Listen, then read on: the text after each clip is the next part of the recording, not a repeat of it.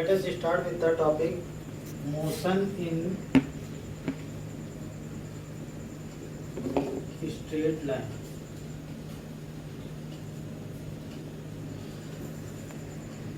तो straight line motion क्या होता है इसके बारे में पहले बताएंगे। इसमें सबसे पहले आता है हम लोगों का डिस्टेंस। डिस्टेंस का मतलब क्या है? The actual length covered by the body from initial point to final point, मतलब actual length between initial and final position of object. ठीक है। फिर आता है डिस्प्लेसमेंट। डिस्प्लेसमेंट में थोड़ा सा अंतर हो जाएगा। एक्चुअल लेंथ ना बोल करके हम लोग बोलेंगे शॉर्टेस्ट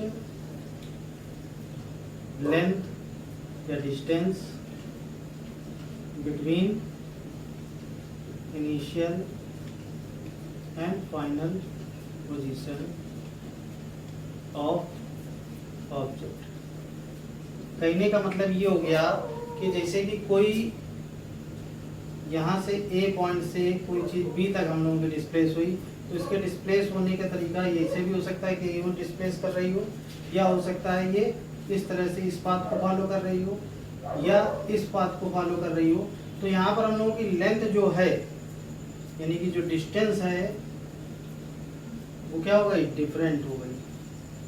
और डिस्प्लेसमेंट जो है वो एक ही रहेगा, दैट इज ए बी। अगर हम लोग इस पाथ को फॉलो कर रहे हैं तो डिस्टेंस सेम रहेगी, लेकिन यहाँ पर हम लोग जाएंगे तो इस डिस्टेंस जो होगी वो 2πr के अकॉर्डिंग होगी। यहाँ पर हम लोग करेंगे तो फिर अलग से यहाँ पर पूरी लेंथ मेजर करनी होगी यहाँ से यहाँ तक की।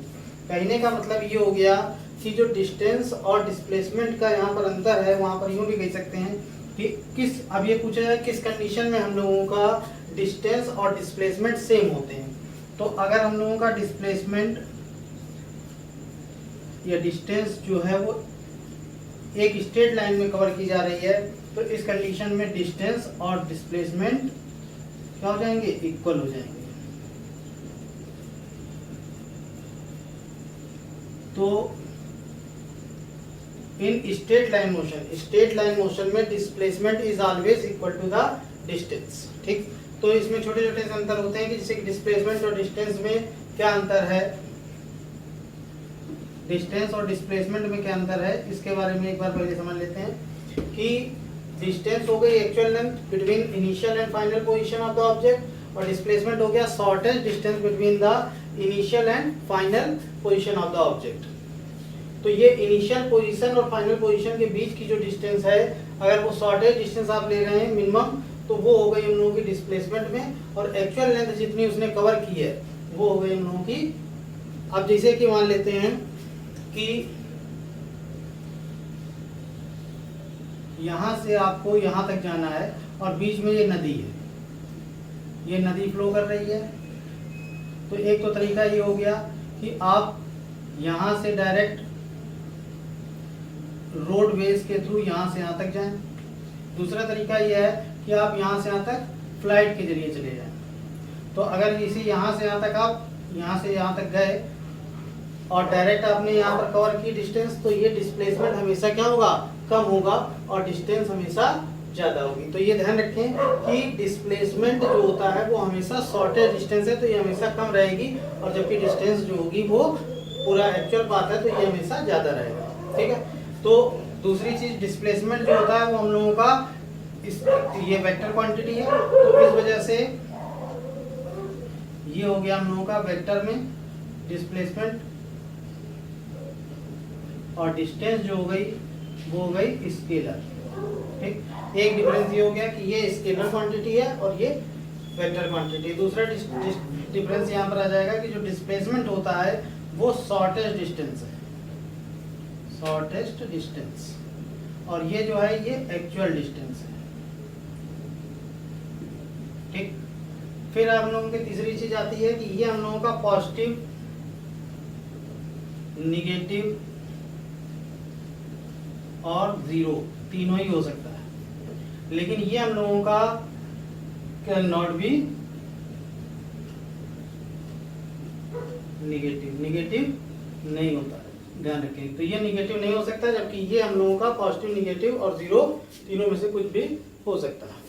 ठीक है, अब इसके बाद आता है, तो डिस्टेंस और डिस्प्लेसमेंट में पूरी तरीके से क्लियर हो गया डिफरेंस। अब हम लोगों का आता है वेलोसिटी। पहले स्पीड की बात कर लें। स्पीड का मतलब हो गया डिस्टेंस अपॉन टाइम। तो डिफिनीशन में आप यूं लिखेंगे कि distance covered by the body per unit time is called speed. तो ये कोई स्पेसिफिक डायरेक्शन में नहीं होती, लेकिन वेलोसिटी की अगर बात करें तो आप या तो बोलें कि displacement covered by the object in unit time, या तो आप ऐसे बोल सकते हैं, या ऐसे बोल सकते हैं कि distance covered by the object per unit time in specific direction is called velocity. यानी कुल मिलाकर के चाहे स्पीड की बात करें चाहे वेलोसिटी की बात करें, दोनों ही टाइम रेट है। बस अंतर क्या है कि ये हम लोगों की वेक्टर क्वांटिटी में आता है और ये हम लोगों का स्केलर में आता है। ठीक है, फिर आता है एक्सीलरेशन। ध्यान रखें, एक्सेलरेशन की डिफिनीशन कई बार जो होती है वो गलत आप लोग सोचते हैं और गलत ही लिख देते हैं। एक्चुअल में जो डिफिनीशन बताई जाती है वो होती है change in velocity of the object per unit time. ठीक, ये आपकी डिफिनीशन एक्चुअल बताई जाती है, लेकिन ये डिफिनीशन पूरी तरीके से गलत है क्योंकि इसमें कीवर्ड ही नहीं है। तो यहाँ पर कीवर्ड को अगर देखते हुए हम लोग डिफिनीशन बोलेंगे एक्सेलरेशन की, तो डिफिनीशन ये आती है कि the time rate of increase in velocity is called acceleration।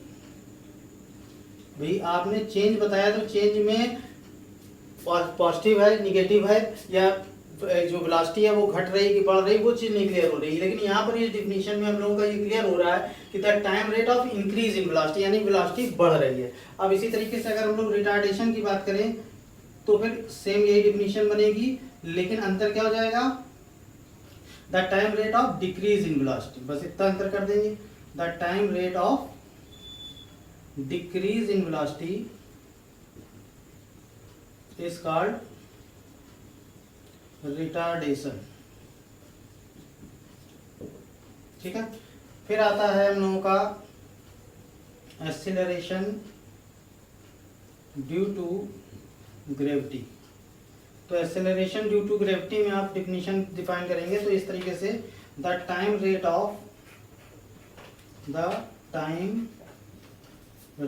Of increase in velocity during the free fall of object is called acceleration due to gravity.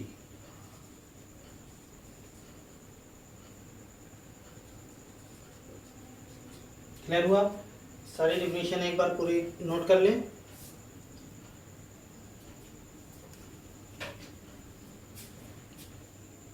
अब देखें, आपका आता है डिस्प्लेसमेंट टाइम ग्राफ। तो डिस्प्लेसमेंट टाइम ग्राफ क्या है?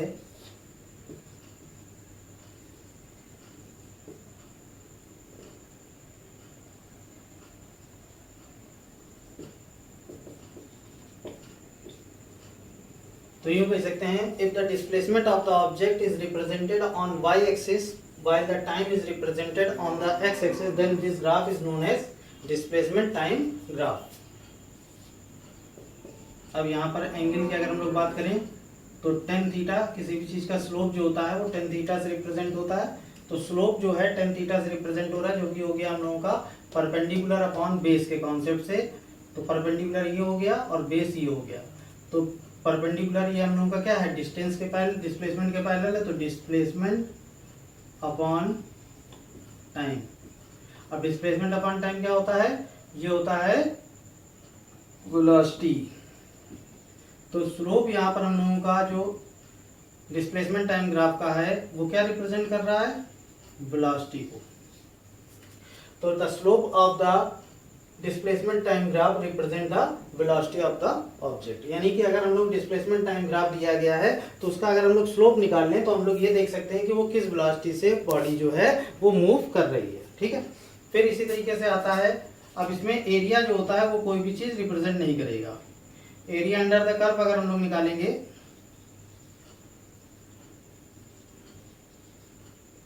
तो area under the curve हम लोगों के पास आ जाएगा हाफ बेस इंटू हाइट के आधार पे, हाफ बेस यहाँ पर हो गया टाइम इंटू यहाँ पर हो गया डिस्प्लेसमेंट। टाइम इंटू डिस्प्लेसमेंट कोई स्पेसिफिक क्वांटिटी रिप्रेजेंट नहीं कर रहा, तो फिर ये हम लोगों का रिप्रेजेंट नथिंग, यहाँ पर कुछ भी ये रिप्रेजेंट नहीं करता है। ठीक, लेकिन स्लोप जो है इसका ये वेलोसिटी को रिप्रेजेंट करता है। इसी तरीके से हम लोगों का ग्राफ आता है वेलोसिटी टाइम ग्राफ। तो आप सेम यही चीज बोलेंगे, इफ यहाँ पर वेलोसिटी यहाँ पर time, if the velocity of the object is represented on y-axis while the time is represented on the x-axis, then this graph is termed as velocity time graph। अब यहाँ पर स्लोप जो होगा वो वेलोसिटी अपॉन टाइम के हिसाब से acceleration दे देगा, जबकि जो एरिया होगा वो वेलोसिटी इनटू टाइम के आधार पर डिस्प्लेसमेंट कवर कर देगा। तो ये देखें, जिसे हम लोगों का स्लोप देखते हैं यानी tan theta perpendicular upon base अर्थात velocity upon time. Velocity upon time क्या होता है, एक्सीलरेशन। भाई चेंज इन वेलोसिटी निकालोगे तब भी तो वो वेलोसिटी आएगा। तो एक्सीलरेशन रिप्रेजेंट करता है स्लोप, तो स्लोप जो है हम लोगों का ये एक्सीलरेशन को रिप्रेजेंट कर रहा है, जबकि एरिया अगर हम लोग लिखते हैं तो एरिया हो जाता है half into base into height, जिसके आधार पे हाफ बेस की वैल्यू है टाइम इंटू यहाँ पर हो गई वेलोसिटी। वेलोसिटी इंटू टाइम क्या होता है, ये होता है डिस्प्लेसमेंट। तो यहाँ पर हम लोगों का आ जाता है डिस्प्लेसमेंट, यानी कि इस ग्राफ में दोनों ही चीजें रिप्रेजेंट हो रही। तो फिर से एक बार देख लेते हैं, if the velocity of the object is represented on the y axis while the time is represented on the x axis, then this graph is termed as velocity time graph। The slope of the graph represent the acceleration while the area of the graph under the area under the graph with the time axis is represented the displacement of the object। तो ये clear हुआ। तो displacement हम लोगों का slope से हम लोगों को उसका एक्सेलरेशन मिलेगा, जबकि एरिया से डिस्प्लेसमेंट मिल जाता है। इसी तरीके से हम लोगों का थर्ड आता है एक्सेलरेशन टाइम ग्राफ। तो फिर से वही डिफिनीशन बोलनी है, इधर एक्सेलरेशन बढ़ गया और इधर की ओर टाइम। तो if the acceleration of object is represented on y-axis while the time is represented on the x-axis, then this graph is termed as acceleration time graph। The slope of the graph represent, slope जो होगा tan theta से, tan theta की value acceleration upon time। तो acceleration upon time tan theta, ये कोई चीज हम लोगों की स्पेसिफिक डायरेक्ट चीज नहीं रिप्रेजेंट कर रहा है, तो नथिंग। लेकिन यहाँ पर हम लोगों का एरिया की अगर हम लोग बात करें तो half into base into height के आधार पे, हाफ बेस की वैल्यू है टाइम के हिसाब से t, और यहाँ पर हम लोगों का आ गया हाइट, ये आ गया एक्सीलरेशन। तो time into acceleration represent velocity को करता है, क्योंकि acceleration equal to velocity upon time है, तो that's mean acceleration into time, ये हम लोगों का बन गया वेलोसिटी। तो एरिया यहाँ पर रिप्रेजेंट कर रहा है वेलोसिटी। ठीक है, तो ये सभी चीजें क्लियर हो गई, तीनों ग्राफ पूरी तरीके से क्लियर है। इसको, इस ग्राफ को ध्यान रखेंगे, वेलोसिटी टाइम ग्राफ जो है इसका आगे हम लोग इसके थ्रू इसकी जो इक्वेशन होती है मोशन की वो हम लोग प्रूव करते हैं। तो इसको नोट कर लें, अगर कोई कंफ्यूजन होता है तो कमेंट सेक्शन में जाके फिर से पूछें। अब देखिए, अगर हम लोग ग्राफ देखते हैं वेलोसिटी टाइम ग्राफ का, और ये मान लें इस तरीके से हम लोगों ने रिप्रेजेंट किया ए से बी तक विद द स्लोप थीटा। तो यहाँ पर हम लोग वेलोसिटी टाइम ग्राफ से जब स्लोप की बात करते हैं तो स्लोप क्या रिप्रेजेंट करता है, मैंने बताया था। स्लोप हो गया यहाँ पर, अगर हम लोग बात करें तो सी इसको मान लेते हैं, इसके टी इसको ओ। ठीक है, तो जो स्लोप होता है वो हम लोगों को रिप्रेजेंट करता है tan थीटा से रिप्रेजेंट होगा BC upon AC perpendicular upon base के अकॉर्डिंग। तो BC की वैल्यू कितनी, what is the value of BC। यहाँ पर देखें ये हम लोगों की इनिशियल वेलोसिटी जहाँ से स्टार्ट हो रहा है और जो ये फाइनल यहाँ तक गया हुआ है, यानी ये हो गई V। तो अगर हम लोग BC की बात करें तो ये डिस्टेंस के लिए पूरी में से इतनी चीज हटा देंगे, यानी कि हम लोगों का आ गया V माइनस यू, यानी ये रिप्रेजेंट हो रहा है V माइनस यू, इतना पार्ट। तो ये हो गया V minus you upon AC का मतलब ये है टाइम t। तो फिर tan थीटा यहाँ पर रिप्रेजेंट करता है एक्सेलरेशन को, तो एक्सेलरेशन हो गया V minus you upon T. तो AT becomes V minus you, यानी V इक्वल टू आ जाता है U प्लस AT। तो V इक्वल टू आया हम लोगों का formation U plus AT, that is the first equation. फिर आते हैं सेकेंड इक्वेशन के लिए।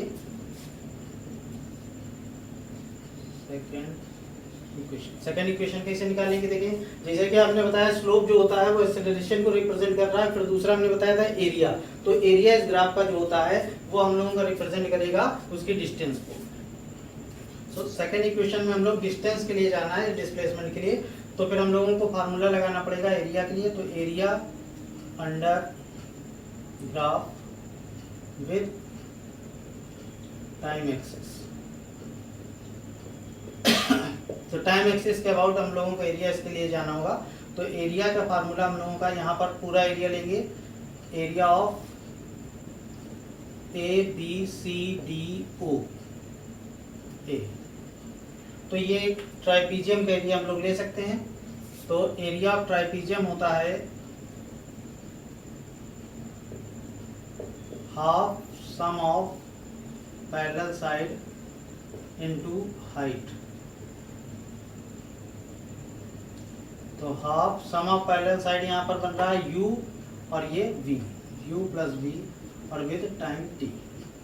हाफ रखा, V की U तो इसे रखा, V की वैल्यू क्या है U प्लस AT, तो यहाँ पर हम लोग रिप्लेस कर सकते हैं U प्लस AT और यहाँ पर आ गया विद t मल्टीप्लाई में हाफ U और U ऐड होकर के हो गया 2U plus AT with t, यानी half 2UT plus AT square, t अंदर ले गए। अब हाफ को अंदर ले जाएंगे तो फिर ये आ जाएगा 2UT upon 2 plus half AT square.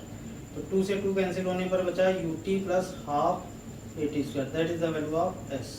तो ये हम लोगों की आ जाती है सेकेंड इक्वेशन।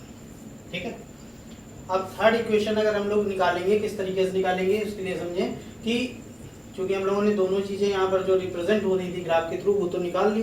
अब ये थर्ड इक्वेशन हम लोग किस तरीके से निकाली जाएगी इस चीज पर जरा गौर करेंगे। तो थर्ड इक्वेशन में आपको क्या करना है, कॉन्सेप्ट यही डिस्टेंस का ही रखा जाएगा। तो डिस्टेंस यानी एरिया ऑफ ग्राफ, तो area of trapezium half sum of parallel side with height. तो half sum of parallel side U plus B with t।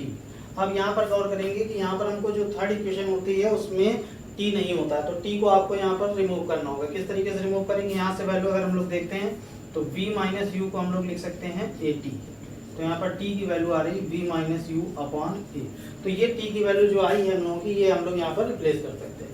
तो ये वैल्यू बनेगी half u plus v with v minus you upon a। तो फिर s, क्योंकि area जो graph का होता है वो डिस्टेंस को रिप्रेजेंट करता है इसको, तो ये हो गया हाफ या डिस्प्लेसमेंट भी कह सकते हैं। v माइनस यू और v प्लस यू यहाँ पर है, तो फिर ये हो गया v square minus u square, जो आइडेंटिटी होती है a plus b a minus b की, a square minus b square और अपॉन में a। तो फिर यहाँ पर 2a जो हाफ यहाँ पर आया है इसको आप इधर ले आएंगे तो फिर ये बनता है 2as, it becomes b square minus u square, यानी b स्क्वायर की वैल्यू आ जाती है u स्क्वायर प्लस 2as, यानी b स्क्वायर की value I u square plus 2as, that is the third equation. हम लोगों ने अभी यहाँ पर बताया कि ग्राफिकल रिप्रेजेंटेशन के थ्रू तीन इक्वेशन हम लोगों ने प्रूव की।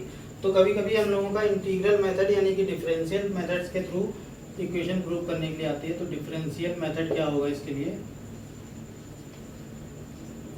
तो इसके लिए देखिए जैसा कि as we know that consider the object of mass m moves initially with the velocity v u and after covering the distance s with the acceleration a, it acquired the velocity v after time t. तो t time के बाद यहाँ पर हम लोगों का ये बन रहा है, तो उस कंडीशन में हम लोगों का एक्सीलरेशन जो होता है a इक्वल टू, एक्सेलरेशन की बात करें अगर हम लोग यहाँ पर ध्यान दें, यहाँ तो पहले एक चीज़ बता देते हैं, डिस्टेंस का अगर हम लोग डिफ्रेंसिएशन करते हैं तो ये हो जाता है, डिस्प्लेसमेंट का अगर हम लोग डिफ्रेंसिएशन करते हैं तो ये हो जाती है वेलोसिटी, और वेलोसिटी का फिर से अगेन डिफ्रेंसिएशन करते हैं तो ये हो जाता है एक्सीलरेशन। इसी क्रम में अगर हम लोग उल्टा करते हैं यानी इंटीग्रल करते हैं एक्सीलरेशन में तो वेलोसिटी बन जाती है, और फिर से वेलोसिटी का इंटीग्रल करते हैं तो डिस्प्लेसमेंट। इस चीज़ को आप ध्यान रखें, that is the key point. तो इस चीज़ को आप विशेष तौर पे नोट कर लें, समझ लें इस चीज़ के लिए। अब यहाँ पर एक्सेलरेशन की अगर हम लोग बात करते हैं तो फिर ये होता है change in velocity upon time यानी dv अपॉन dt। तो dv becomes a dt, taking integral both side dv at। तो यहाँ पर वेलोसिटी की बात कर रहे हैं तो ये u से लेकर के v तक राइज हो रही, और टाइम की बात कर रहे हैं a dt, सॉरी, तो a dt। तो अगर यहाँ टाइम की बात कर रहे हैं तो 0 से t टाइम में उसने वेलोसिटी v एक्वायर की थी। तो यहाँ पर v की बात करें तो 1 का dv जो होता है वो v होता है विद लिमिट u से v तक, और a एज ए कांस्टेंट है, एक्सेलरेशन कांस्टेंट हमने बताया उसी हिसाब से चल रहा है। तो फिर 1 का dt यहाँ पर हो जाएगा t और इट बिकम 0 से t, तो ये हो जाएगा a t माइनस 0 और यहाँ पर हो जाएगा v माइनस यू। तो v माइनस यू बेसिकली आ जाता है a t, यानी v इक्वल टू आ जाता है u plus a t। That is the first equation. ठीक है, सेकेंड इक्वेशन के लिए जब हम लोग जाते हैं और सेकेंड इक्वेशन के लिए हम लोगों का डिस्प्लेसमेंट की बात कर रहे हैं, तो यहाँ पर हम लोग जाना होगा वेलोसिटी के थ्रू। तो बाय द डेफिनेशन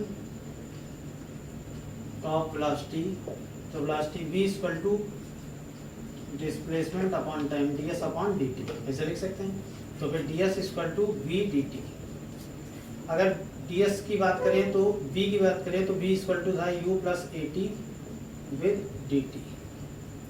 यहाँ पर इंटीग्रल दोनों तरफ अगर टेक करते हैं तो integral ds equal to integral u dt plus a t dt, multiply हुआ दोनों का बेसिकली अंदर, और इंटीग्रल तो ले लिया। तो 0 से लेकर के s तक, यहाँ पर t के रिस्पेक्ट में कर रहे हैं तो 0 से लेकर के t तक, यहाँ पर भी t के रिस्पेक्ट में 0 से लेकर के t तक। तो ये बन जाता है u एज ए कांस्टेंट बाहर निकल आएगा, 1 का dt बनेगा केवल 0 से t तक, और यहाँ पर a एज ए कांस्टेंट है 0 से t तक t का dt बनेगा, और यहाँ पर 1 का ds बन रहा है जो कि 0 से लेकर के s तक है। तो 1 का ds हुआ s, 0 से s लिमिट, u t हुआ 0 से t लिमिट a। t का अगर करते हैं तो x की पावर n के हिसाब से इंटीग्रल जो x की पावर n का होता है वो होता है x की power n plus 1 upon n plus 1।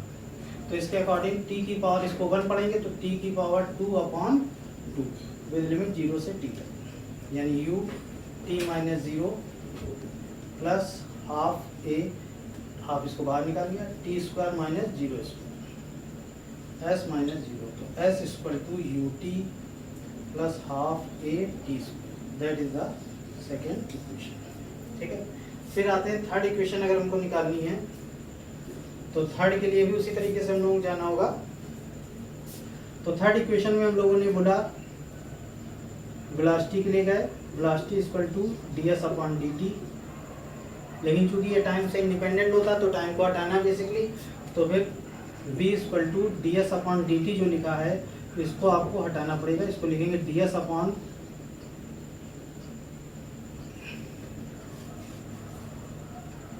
dv into dv upon dt। तो कोई फर्क भी नहीं पड़ा, v से हम लोगों ने ऊपर नीचे मल्टीप्लाई कर दिया। तो ये हो गया v इक्वल टू, अब प्रश्न उठता है dv अपॉन dt क्या होता है। dv अपॉन dt होता है a, और यह है ds और यहाँ पर है dv, तो क्रॉस मल्टीप्लाई कर देंगे। तो फिर a ds equal to v dv, यहाँ पर इंटीग्रल टेक कर लेते हैं v dv integral a ds। अब इसका होगा 0 से लेकर के s तक, यहाँ पर होगा u से लेकर के v तक। तो a का ds जो हम लोग करेंगे तो a तो एज ए कांस्टेंट है 0 से लेकर के s तक 1 का ds, यहाँ पर v की वैल्यू अगर हम लोग रखें बी का डी वी तो सिंपली बी के रिस्पेक्ट में ही होगा, तो ये हो गया बी स्क्वायर अपॉन 2 यू से लेकर के बी तक। तो ये हो गया ए, और यहाँ पर हम लोगों को 1 का लिया हुआ एस 0 से एस तक, यहाँ पर half v square minus u square इसे लिख सकते हैं लिमिट रखने पर। तो ए ब्रैकेट में s minus 0 half v square minus u square, ये 2 को अगर इधर ले आते हैं तो 2as becomes v square minus u square, यानी वैल्यू बनी v square equal to u square plus 2as, यानी फार्मूला क्या आया finally v square equal to u square plus 2as, that is the third equation, v square equal to u square plus 2as। Clear हुआ? तो ये हम लोगों का इस तरीके से फॉर्मेशन हम लोगों ने थर्ड इक्वेशन का भी कर लिया। अगर कोई कंफ्यूजन होता है तो कमेंट सेक्शन में जाकर के पूछें।